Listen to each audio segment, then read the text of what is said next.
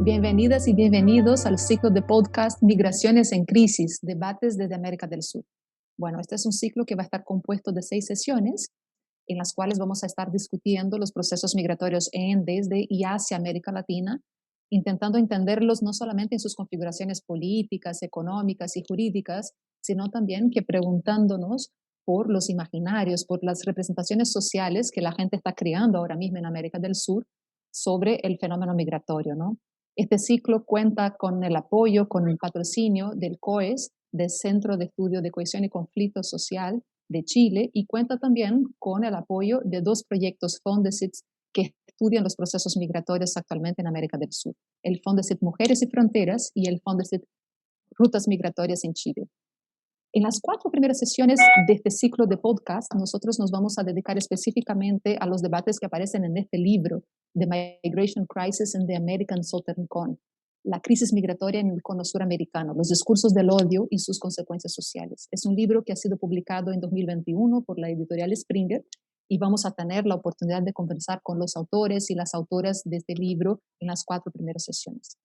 En la quinta sesión nos vamos a dedicar especialmente a lo que está ocurriendo ahora mismo con la migración y con el refugio venezolano en América del Sur, y vamos a preguntarnos no solo por la experiencia de los refugiados y de las refugiadas, de los migrantes y de las migrantes, sino también por las rutas migratorias que ellos vienen diseñando a través del continente. En la última sesión nos vamos a dedicar a otro libro más, que fue recientemente editado por 3 Carolinas, Carolina Ramírez, Carol Chan y Carolina Stefani, y que aborda la relación entre la etnificación de los migrantes y los espacios urbanos de diferentes países, ¿no? Es un libro que cuenta con la participación de muchos autores y autores y que compara estos procesos en diferentes regiones del mundo. Bueno, este libro también fue publicado en 2021 por RIL Editores en Santiago de Chile, así que esperamos contar con la participación de ustedes en todas estas sesiones. En la sesión de hoy, que es la segunda sesión del ciclo, nos vamos a dedicar a algunos de los debates que aparecen en este libro y que relacionan los procesos migratorios y los discursos del odio en 2 países del Cono Sur, Chile y Brasil. En esta sesión tenemos el honor, el lujo de contar con 2 grandes investigadores, 2 grandes colegas, Carolina Stefani, que además es una de las directoras de este ciclo de podcast, y Pablo Mardones. Antes de empezar mi metralleta de preguntas hacia ellos, quisiera presentarlos, ¿no? Bueno, Carolina Stefani es socióloga por la Pontificia Universidad Católica de Chile, es magíster en estudios culturales por la Universidad de Birmingham, en Inglaterra, y es doctora en sociología por la Universidad Alberto Hurtado de Santiago de Chile. Bueno, actualmente es profesora titular de la Universidad Mayor de Santiago de Chile y también es investigadora asociada del Centro de Estudios del Conflicto y de la Cohesión Social, el COES. Carolina viene estudiando los procesos migratorios en toda América del Sur desde hace muchos años, lo ha abordado desde diferentes perspectivas, ha contribuido muchísimo para la comprensión del fenómeno migratorio en Chile, donde ha estudiado los procesos de educación intercultural, las políticas públicas relacionadas a la migración, los marcos jurídicos, las fronteras, los procesos de fronterización de los migrantes y también los procesos de ciudadanía de los migrantes y de las migrantes. Pablo Mardones es antropólogo por la Universidad de Chile, es magíster en política de migración internacional y es doctor en antropología, esas 2 últimas cosas, por la Universidad de Buenos Aires en Argentina. Actualmente es investigador postdoctoral del Consejo Nacional de Investigaciones Científicas y Técnicas de la Argentina, el CONICET, y además es también director de Alpaca. Alpaca es una productora cinematográfica que se especializa en documentales etnográficos, ¿no? Además de antropólogo, Pablo también es documentalista, ¿no? Videodocumentalista. En los últimos años, Pablo ha estado estudiando intensa y extensamente los procesos migratorios indígenas en los países del cono suramericano y ha estado trabajando especialmente las migraciones quechua y aymara entre Argentina, Chile, Perú y Bolivia, ¿no? entre el área andina de América del Sur y el cono sur. Sus últimas investigaciones han sido especialmente sobre los procesos de migración alrededor de las fiestas aymaras en los territorios del norte grande de Chile. Bueno, Pablo y Carolina.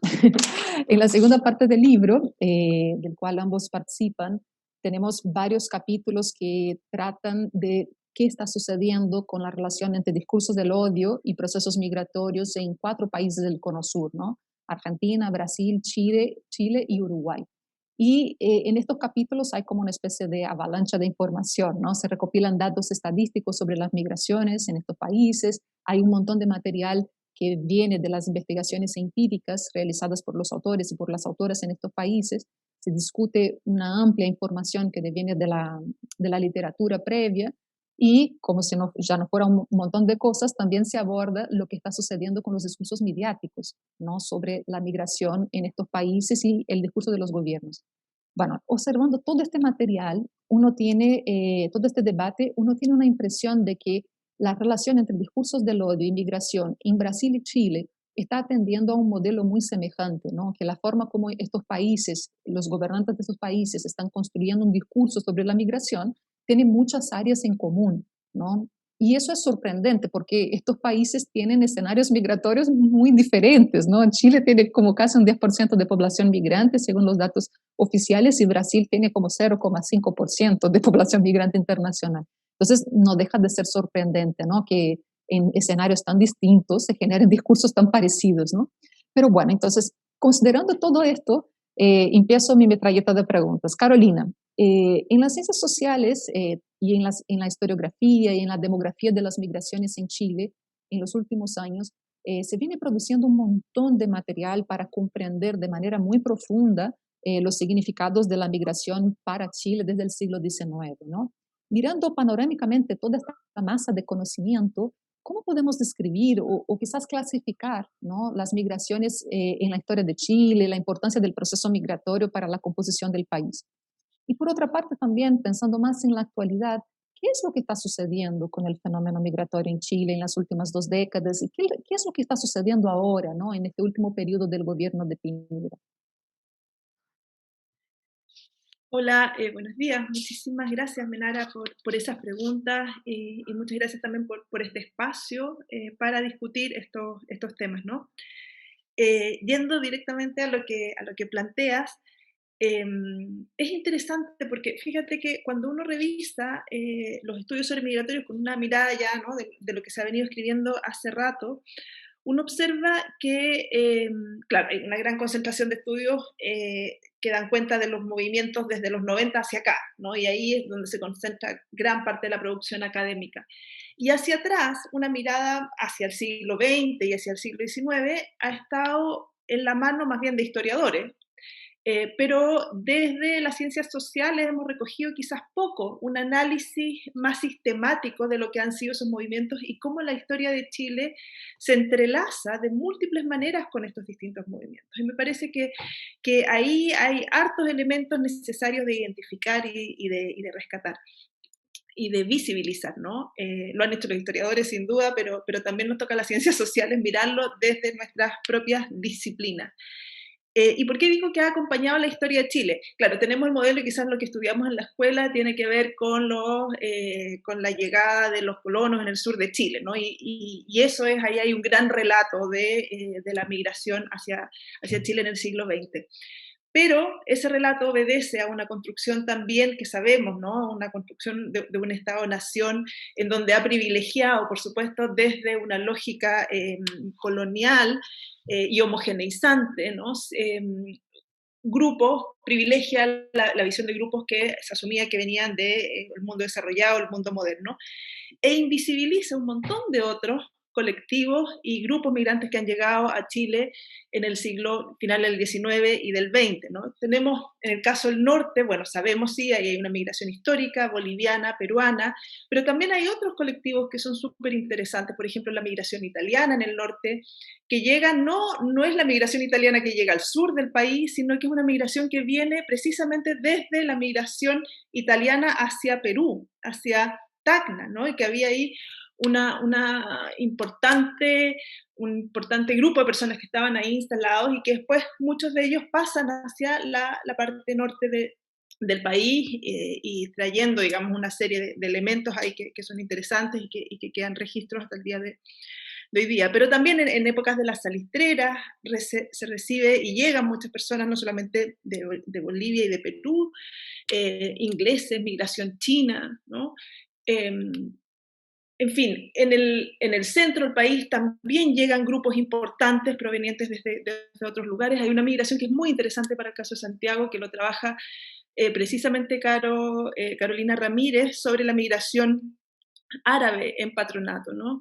Y cómo eso obedece a lógicas también y se engancha muy bien cuando el Estado asume, ¿no? La forma de, digamos, el apoyo a la industria, el proceso de industrialización, la migración árabe ahí hace un aporte tremendo, se beneficia mucho de la Corfo, todo lo que fue eso, ¿no? Entonces las grandes textiles tienen que ver con ese proceso, pero después cuando cambia el modelo de producción, ¿no? Se termina en esta industria textil y pasamos a otro modelo importador de bienes, entonces, bueno, llegan los coreanos y se toman entonces Patronato, eso lo trabaja muy bien Carolina Ramírez, como digo, entonces vemos que hay múltiples otros colectivos que han venido configurando y conformando y han sido parte de la historia del país en distintos momentos y me parece que tenemos que ver y analizar de manera un poco más profunda y más seria cómo se produjeron esos distintos movimientos, cómo quedaron invisibilizados quizás en el relato más macro, ¿no? Histórico de Chile, y qué continuidades o discontinuidades también hay entre esos movimientos migratorios y lo que hoy día vemos, lo que hoy día me estoy refiriendo de los 90, 2000 en adelante, con los colectivos y grupos que han llegado en estos últimos 20 años, ¿no? Y ahí es impresionante y sorprendente cómo existen efectivamente continuidades, ¿no? La discriminación y la exclusión que sufrió la migración árabe en su momento, ¿no? Y que se les habla mercantiles y que no se, y pese a que tenían recursos económicos, no se les permitía ser parte de las élites gobernantes en ese momento. La forma de discriminación, la forma de llamarlos, ¿no? La exigencia, por ejemplo, que hubo de carnet sanitario en un momento, ¿no? Hoy día vemos que son cosas muy similares, que están sucediendo cosas muy similares con determinados colectivos. Eh, la lógica también, ¿no? de aquellos que vienen de países desarrollados, europeos, todavía es absolutamente una continuidad respecto de la forma en cómo se veía la migración en el pasado. En fin, es un campo bien interesante y ojalá poder sumar más reflexión desde las ciencias sociales a estos movimientos de una manera un poco más transversal también. Es increíble, ¿no? Como hay como un relato de heterogeneidad que no fue vista en su momento en el pasado y que ahora tampoco, ahora cuando se ve la heterogeneidad, ello se convierte en un problemón, ¿no? Como si fuera una novedad la heterogeneidad. Y ahí cuando uno entra en contacto con todo este material permite cuestionar este mito de que ahora sí hay muchos migrantes, ahora sí ellos son diversos, porque ¿no? Lo que nos estás contando es que la historia de Chile es una historia de diversas migraciones, ¿no? Y que eso no es novedoso, ¿no? Es un efecto de mirada, digamos así. Eso yo creo que es Incluso interesante.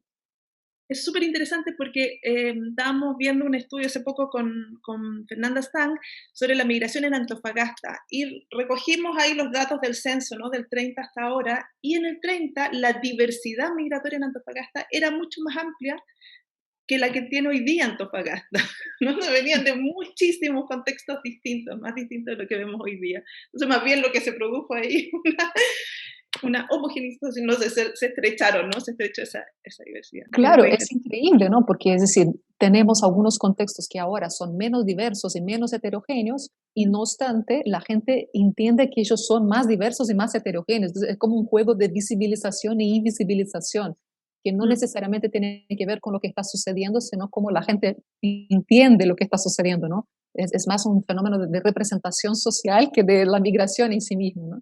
Eso yo creo que es muy interesante como eje de debate. Bueno, yo ahora voy a trasladar esta pregunta a Pablo, ¿no? Eh, en esta misma línea, ¿no? En el sexto capítulo del libro, que tiene por título La producción estratégica del odio, tú hablas del proceso de odio a los migrantes en Brasil específicamente, ¿no? Y aborda la expansión de la xenofobia, del racismo y también de la misoginia en una ciudad fronteriza brasileña que es Foz de Iguazú, que está localizada en la frontera entre Brasil, Paraguay y Argentina, ¿no? Y ahí suceden cosas muy particulares con relación a este odio migrante, ¿no? ¿Cuál es el escenario brasileño actual con relación a estas migraciones? ¿No? ¿Qué está sucediendo en ciudades fronterizas como Foz o en otras ciudades donde pareciera que hay un increciendo del rechazo a la población migrante? ¿No? ¿Y cuáles son los usos políticos también que se está dando a estos odios migrantes, odio hacia los migrantes en Brasil? Bueno, gracias por el espacio y es muy interesante porque apenas asume el actual presidente de Brasil, Bolsonaro, el 1 de enero de 2019, poquitos días después, el 9 de enero de ese mismo año, el gobierno brasileño decide rechazar el Pacto Mundial de las Migraciones para una migración segura, ordenada y regular, ¿no? Chile ya lo había hecho un poquito antes, son los dos países sudamericanos que rechazaron este pacto, que lo único que hacía es recomendar, no imponía ninguna reglamentación, sino que recomendaba ciertas pautas. Así ambos países se unieron a los países más xenófobos o a los gobiernos que estaban en una postura más xenofóbica en ese momento, entre ellos Estados Unidos, Israel, Hungría, República Checa, etcétera. Pero como dijo Menal al principio, ambos, Chile y Brasil, en un contexto muy diferente, porque Brasil tiene un porcentaje muy, muy pequeño de migrantes, el gigante sudamericano de más de 200 millones de habitantes, que ronda el 0,5, 0,4, pero tiene una población emigrante bastante importante, ¿no?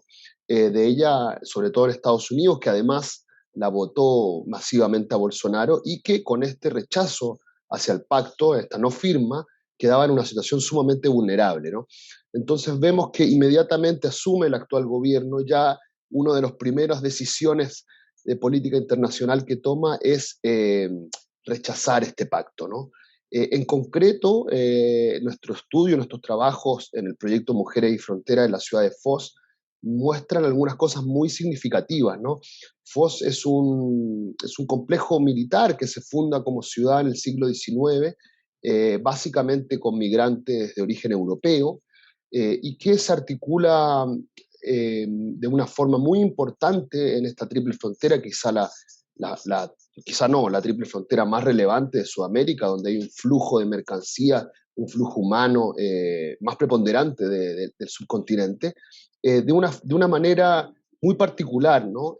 Y desde ahí se articula un proyecto de generar un impacto en estos otros países, ¿no? Un proyecto imperial, podríamos llamar, con Paraguay y con Argentina, que hoy en día es muy relevante, ¿no? El flujo, sobre todo, entre Brasil y Paraguay por el Puente de la Amistad, que se construye en la década del 60 del siglo XX, es muy preponderante, ¿no? Y es una ciudad que además apoyó masivamente al actual gobierno, que tiene una condensación bastante reaccionaria hacia la migración y hacia la población extranjera, y sin duda es reflejo de este pensar, de este giro reaccionario que tiene el gobierno actual de Brasil, que muchas veces es increíble cómo reproduce discursos muy, muy similares a los de Donald Trump, que asumió en 2016 en Estados Unidos, y se coloca también, como dijo Menal al principio, en una manera similar a la que tiene el gobierno actual de Chile, ¿no? Sí, es como bien interesante que una ciudad como Foz de Iguazú, que fue creada por la migración, ahora sea una ciudad que naturalice el odio hacia los migrantes, ¿no? El racismo, la xenofobia, ¿no? Y como dicen ustedes en el capítulo, está digamos, los llamados públicos a expulsar la población migrante y una ciudad que está compuesta por gente de por lo menos tres nacionalidades, ¿no? Brasil, Paraguay, Argentina, porque es un lugar de muchos tránsitos. Entonces, uno se pregunta, ¿no? Qué incoherencia, ¿no? En un lugar tan diverso y que no obstante odia a la diversidad, ¿no? Llama la atención. Bueno, Sí, ahí, y no solo la migración internacional, ¿no? Que puede haber en Foz, sino también a la migración interna. Hay una frontera ahí con los migrantes que, bueno, hablaremos después, llegaron masivamente a construir la hidroeléctrica, que vienen del nordeste, que son más pobres, que son afrodescendientes o afromestizos, y ellos también son considerados extranjeros en esta ciudad, ¿no? claro, ahí es como si se generan jerarquías, ¿no? De pertenencia. ¿Quiénes son los que en algún momento fueron considerados los migrantes europeos, se convirtieron en los locales, ¿no? Y están arriba de una jerarquía hacia los extranjeros fronterizos y hacia los propios brasileños que vienen de otras regiones también, ¿no? Entonces, hay como son complejidades del odio, ¿no? El odio no es homogéneo, tiene estos matices. Es súper interesante. Bueno, ahí quería hacer una pregunta para ustedes dos, ¿no? Eh, en los capítulos del libro que están dedicados a Chile y a Brasil, ¿no? Se recopilan los discursos de Sebastián Piñera y de Jair Bolsonaro, ¿no? y uno queda realmente un poco choqueado con la similitud entre esos discursos, ¿no? Pareciera que ellos casi repiten literalmente algunas frases que, que eran de Donald Trump, traducidas al castellano y al portugués. Entonces hay como una especie de bajada de discurso desde Donald Trump hacia esos gobernantes y uno se choquea cuando lo pone en el papel y lo contrasta, ¿no? ¿Qué discursos son estos, ¿no? Que esos gobernantes están reproduciendo? ¿A qué apuntan, no?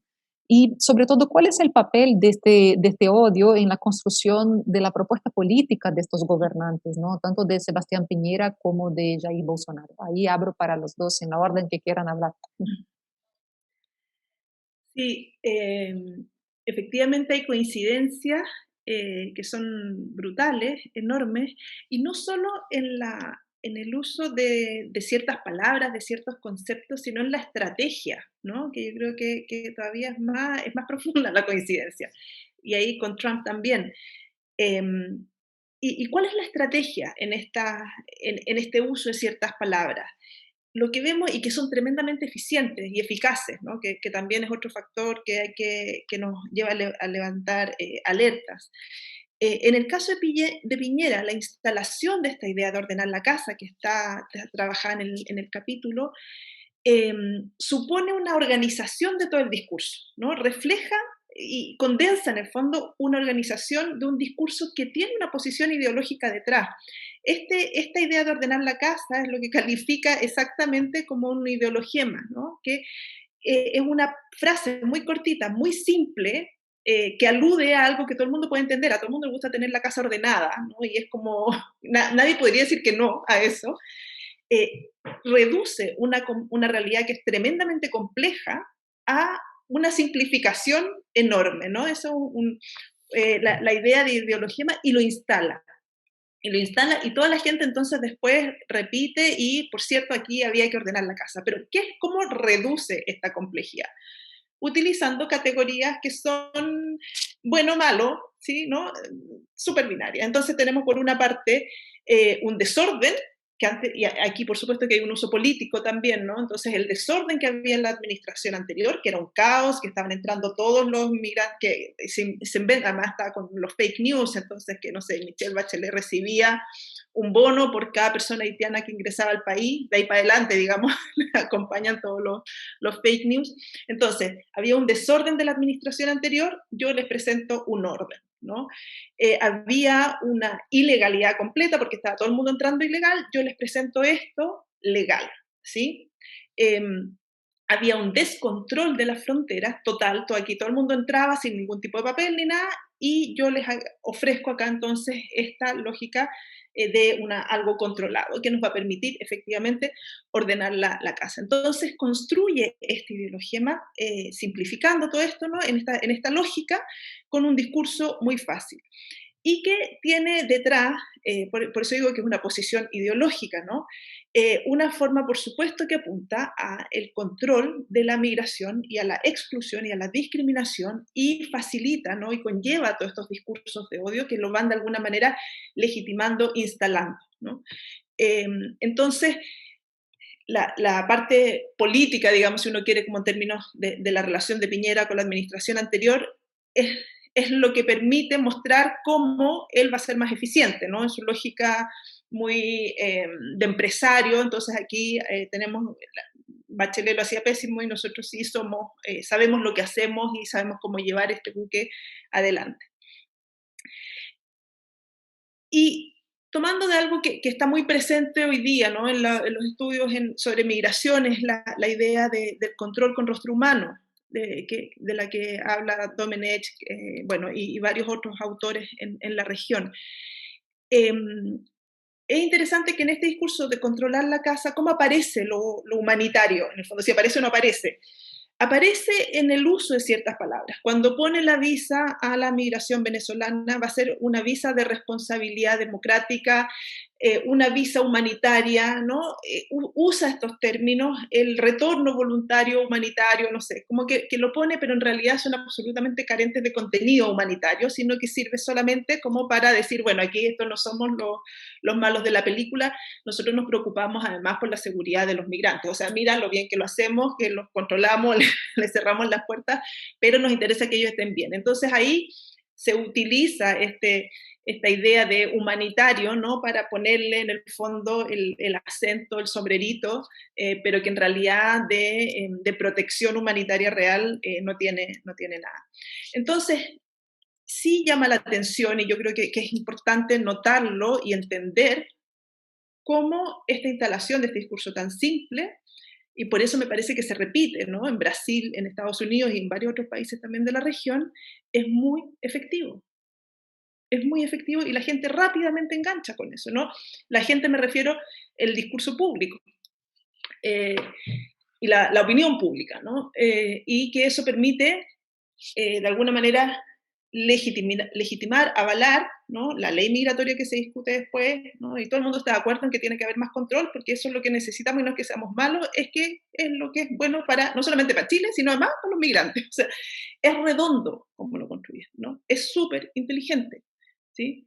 Y es súper perverso, por supuesto, pero es muy inteligente en el sentido que funciona política y discursivamente muy bien. Entonces, y ahí creo que cuando también en un análisis más político, ¿no? Me parece que la izquierda no ha sabido salir con un discurso con ese nivel de eficiencia, reforzando eh, y poniendo, digamos, el acento humanitario en el centro, ¿no? De la protección humanitaria.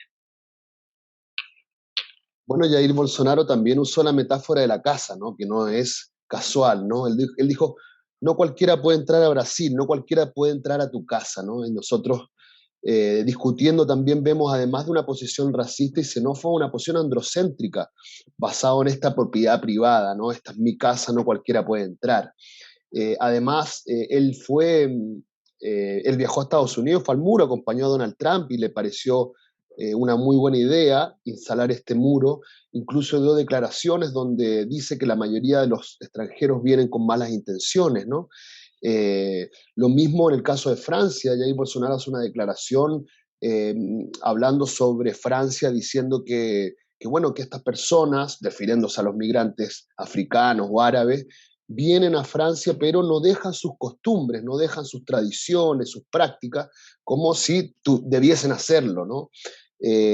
Además, Roraima, que es el estado más al norte, Brasil, estado fronterizo con Venezuela, que recibió una migración venezolana importante, pero mucho menor que la de otros países, una migración que está en torno a los 100.000, 150.000, que es un número bastante importante, pero menor, como digo, a las de Colombia, Perú, Chile, Argentina. Lo trató como una invasión absoluta. Eso generó mucha repercusión mediática en Brasil y hubo un momento donde eran virales muchos videos, inclusive de población local brasilera expulsando a estos venezolanos, ¿no?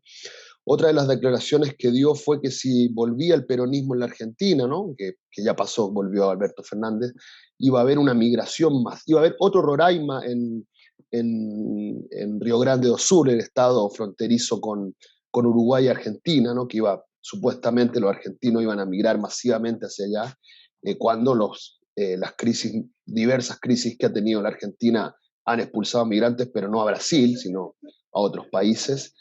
Y evidentemente se sostuvo, como dice Carolina, como dice Menara, de un discurso que es sumamente eficaz y que no es nuevo, ¿no? La figura del chivo expiatorio, de culpabilizar a los migrantes por los males sociales, se ocupa desde el nazismo, se ocupó en la época de Menem en la Argentina con mucha fuerza, se ha ocupado en diversos gobiernos de Estados Unidos y de Europa.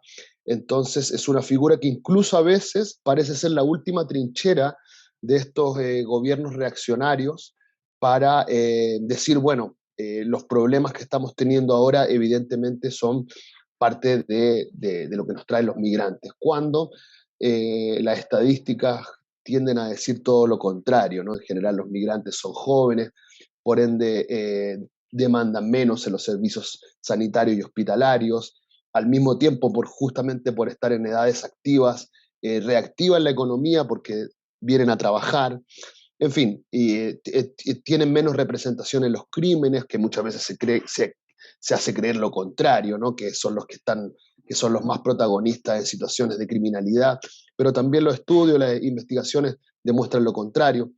En fin, una serie de cosas que nos llaman la atención. Creo que hay muchas similitudes en ambos gobiernos, en la postura, en buscar la metáfora de la casa, y que nos dan cuenta de cómo, como dije anteriormente, se transforma el tema migratorio, el tema de la migración internacional, en una trinchera para estos gobiernos. Es súper interesante porque vamos vinculando con los temas también del debate de la sesión anterior del ciclo, ¿no? Esta creación de una frontera moral que desplaza los problemas políticos a un problema de identidad, nosotros versus los otros, ¿no? Y como bien dice Pablo, parece que es una narrativa androcéntrica porque está construida desde gobernantes que son hombres, que se consideran blancos y que hablan de un nosotros que representa a ellos, ¿no? En los cuales no están incluidas tampoco las diversidades sexuales y de género, ¿no? Entonces, también el discurso migratorio o antimigratorio de estos gobiernos pareciera un discurso conservador en múltiples aspectos, no solamente en esta invención moral de un extranjero, ¿no? Sino que en la invención de varias otras fronteras que encapsulan estos extranjeros, posicionándolos ahí, como decía Carolina, ¿no? Dicotómicamente, como lo contrario de una supuesta comunidad que sería virtuosa, que sería homogénea, que sería masculina, ¿no? Y que lógicamente no tenía corrupción antes de la llegada de estos y de estas migrantes, ¿no? Que es todo esto una serie de mitologías, ¿no? De mitomanías, como dicen algunos autores. Pero bueno, entonces, ahí ya la última pregunta a ambos, ¿no? En Estados Unidos, las elecciones de 2020 representaron una especie de respuesta electoral al límite que este tipo de uso discursivo tiene, ¿no? Entonces, hemos visto cómo estas retóricas del odio masivo no fueron, digamos, reconfirmadas electoralmente en Estados Unidos. De alguna manera, al no reelegirse, Trump también recibió una seña, ¿no? De que hay un límite para el abuso de estos discursos. Y bueno, y eso pareciera dar señas de que en términos de la producción hegemónica de los discursos políticos, que Estados Unidos ocupa ahí un lugar estratégico en esto, pareciera que hay algo que se está moviendo con relación a los usos de la migración como chivo expiatorio, ¿no? Entonces, Biden viene haciendo usos muy diferentes de los usos discursivos sobre la migración que hacía Trump, independientemente de qué tanto va a poner eso en práctica, hay un cambio discursivo, ¿no? Entonces ahí uno se pregunta, ¿no? ¿Qué va a pasar con estos representantes sudamericanos como Trump y Bolsonaro que abrazaron con tanto entusiasmo este discurso de Trump, ahora que ese discurso pareciera no estar en la crista de la ola en Estados Unidos, ¿no? Y estos gobernantes van a seguir apostando por esos discursos, pese a que, por ejemplo, en el caso de Chile es clarísimo, ¿no? Es decir, los problemas del país no tienen que ver con esto. Van a insistir en esto. ¿Qué va a hacer? ¿Qué van a hacer esos representantes sudamericanos del odio migrante? Yo creo que ahí hay dos elementos, ¿no? que nos podrían ayudar a entender hacia dónde puede dirigirse esto. Por cierto, puede cambiar radicalmente el escenario. Pero, por una parte, es el uso político que ha venido haciéndose de la migración ya desde hace bastante tiempo y que está instalado, ¿no? En derechas e izquierdas, en distintos clivajes, aparece la migración y hoy día la migración es un tema central dentro de la agenda pública, ¿no? En América Latina, en Europa, en Asia, en fin, en todas partes, es un tema.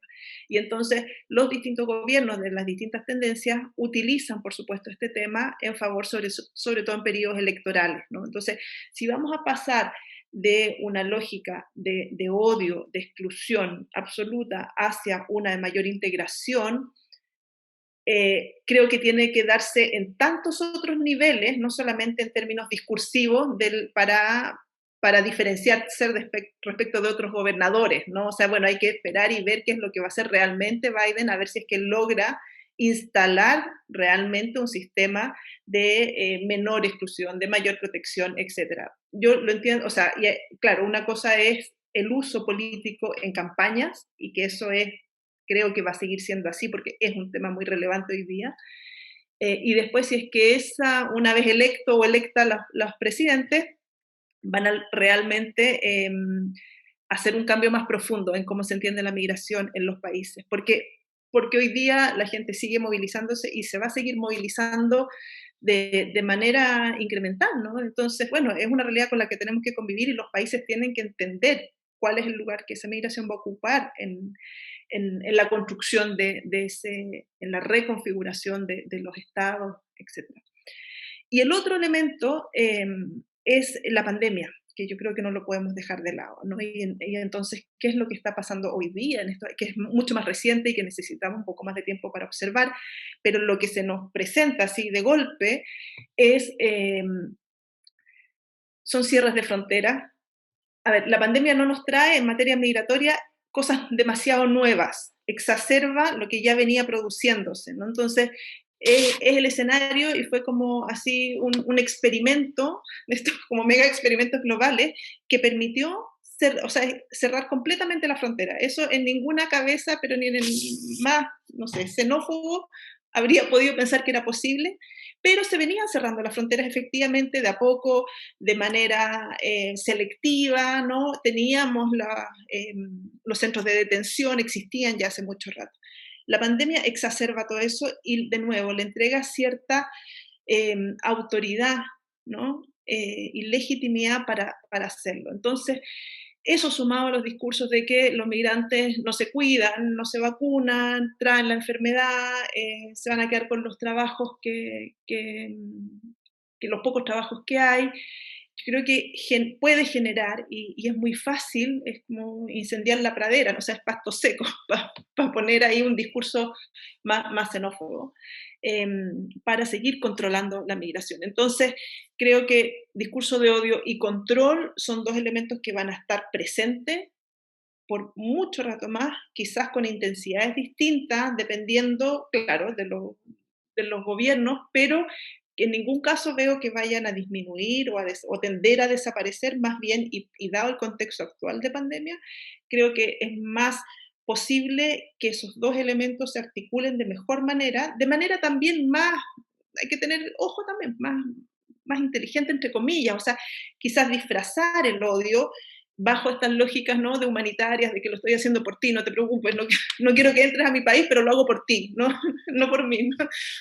Entonces, se pueden ir enmascarando, se pueden ir edulcorando de alguna forma, pero que van a seguir estando porque aquí la tendencia que vemos en los últimos 30 años es de mayor control, mayor restricción y mayor rechazo a las movilidades. De nuevo, de manera selectiva, no es que rechacemos a toda la migración, sino a cierta migración, ¿no? Desplazamientos, personas que requieren protección humanitaria, trabajadores, servicios, qué sé yo, más bajos. Claro, migración calificada siempre va a tener las puertas, me parece, va a seguir teniendo las puertas un poco más abiertas. El problema es con todo el otro grueso de la población que está en movimiento. Bueno, es muy difícil contestar esa pregunta. Yo creo que hay dos posturas, ¿no? Una, la que dice, bueno, estos gobiernos van a caer por su propio peso. Yo antes hablaba de trinchera porque sí, efectiva, como decía Carolina, el discurso antimigratorio es muy efectivo, entonces parecen ambos gobiernos estarse agarrando casi de su última oportunidad, ¿no? Entonces uno piensa que van a caer, tal como cayó Donald Trump, estos gobiernos se van a acabar y es probable, no lo sabemos, que den paso a giros más progresistas en ambos países, aún no lo sabemos. Pero al mismo tiempo también es posible que su discurso de odio perdure y se mantenga, justamente por la efectividad que tiene, ¿no? Eh, Tanto en Chile como en Brasil han habido medidas muy xenófobas, muchas tienen que ver, como decía Carolina, con el contexto de la pandemia. En el caso de Chile han habido expulsiones, aviones enviados a Caracas, a Bogotá. En el caso de Brasil hay un discurso que es sostenido por los medios de comunicación de expulsión de estos migrantes, muchas veces con el argumento que son quienes traen el virus. Y todo esto en un contexto que, como decía Carolina, ya venimos atrás de un mundo con barreras, ¿no? Donde, por ejemplo, acordémonos de lo que pasó con la crisis en Siria, donde la misma Unión Europea puso fronteras en Macedonia y en varios países de Europa del Este para evitar que estos migrantes ingresaran a la Europa civilizada, a la Europa rica, ¿no? Eso va a seguir. La pandemia obviamente es un gran laboratorio para poner en práctica algunas cosas, de todo esto del pasaporte sanitario, que casi que se convierte en un pasaporte, o por primera vez en la historia, dicen algunos, un pasaporte universal, ¿no? Esto obviamente acarrea un peligro porque la excusa, el argumento sanitario puede generar una nueva barrera que al menos hasta ahora no la considerábamos de la investigación como una frontera, ahora una frontera más, ¿no? Así como las fronteras étnicas, de género, geográfica, etcétera, ahora tenemos que poner una frontera sanitaria, ¿no? Porque ahora van a estar los vacunados y los no vacunados. Y eso va a durar seguramente muchos años, ¿no? Así que el escenario es complejo. Yo creo que ambas lecturas son interesantes. Por un lado, creer que este discurso va a aumentar. Por otro, uno un poco más optimista de decir que por lo menos estos dos gobiernos actuales de Piñera y Bolsonaro se van a ir, van a dar paso a otro, pero dejan leyes amarradas, dejan decretos, dejan su rechazo en ambos casos al pacto de la migración segura y ordenada. En fin, no sabemos lo que va a pasar.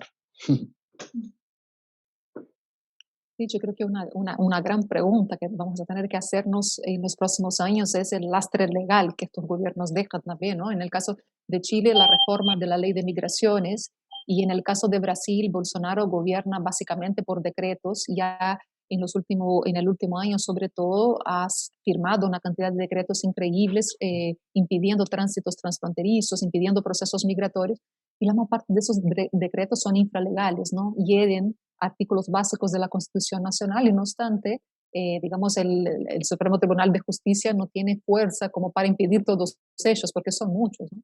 Pero bueno, entonces es una pregunta que vamos a tener que hacernos de aquí al futuro sobre qué va a pasar con el impacto de largo plazo, de mediano plazo que esos gobiernos van a dejar, más allá de que si se quedan o no, tanto en los imaginarios como también en los marcos jurídicos, ¿no? Más allá del claro impacto humanitario que ya están teniendo a tiempo presente con las poblaciones migrantes, ¿no?